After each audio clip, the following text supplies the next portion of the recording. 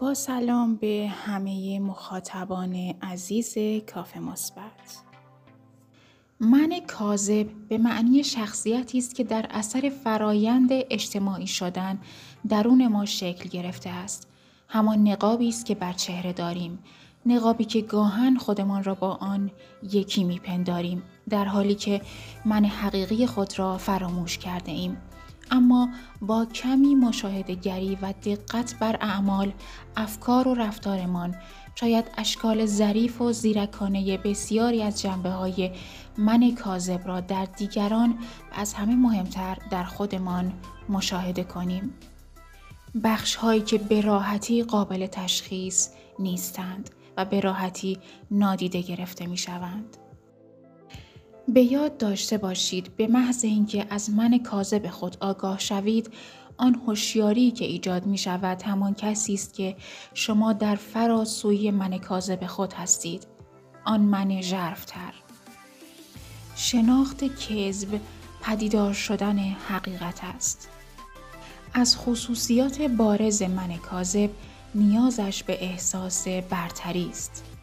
برای مثال شما می خواهید اتفاقی را برای کسی تعریف کنید. میگویید حدس میزنی که چه شد؟ هنوز خبر نداری؟ بگذار برایت بگویم.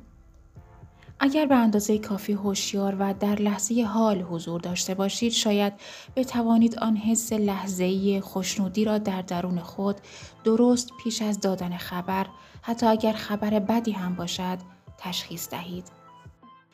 این احساس خوشنودی به آن دلیل است که برای لحظه‌ای بسیار کوتاه من کاذب احساس برتری نسبت به فرد مقابل پیدا می‌کند.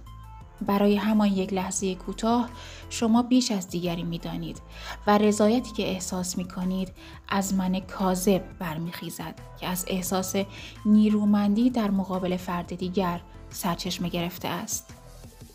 حتی اگر آن شخص مقام ریاست جمهور یا پاپ باشد، شما در آن لحظه احساس برتری می کنید، چرا که در همان یک لحظه شما بیشتر می دانید. بسیاری از مردم به همین دلیل اعتیاد به سخنچینی دارند. افزون بر این، خیلی اوقات در سخنچینی عنصری از خرده‌گیری بدخواهانه و به قضاوت نشستن در مورد دیگران هم وجود دارد. این اعتیاد موجب تقویت من کاذب می شود که البته با برتری اخلاقی کاذبی همراه است که شما هنگام صدور رأی منفی برای دیگران به دست می آورید. اگر کسی بیش از من داشته باشد، بیش از من بداند یا بیش از من بتواند کارها را به درستی انجام دهد، من درون احساس خطر می کند. زیرا احساس کمتر بودن موجب کوچک شدن آن حس خیالی از خود در ارتباط با دیگری می گردد. در چنین موقعیتی من کاذب ممکن است تلاش کند تا خود را از راه تحقیر، کوچک شمردن و انتقاد از دارایی‌ها، دانش یا توانایی‌های دیگران بازیابد. یا امکان دارد من کاذب روش خود را تغییر دهد و به جای رقابت با دیگری خود را از طریق پیوستگی با آن شخص بالا ببرد، خصوصا زمانی که فرد مورد نظر از دید دیگران شخص مهمی است.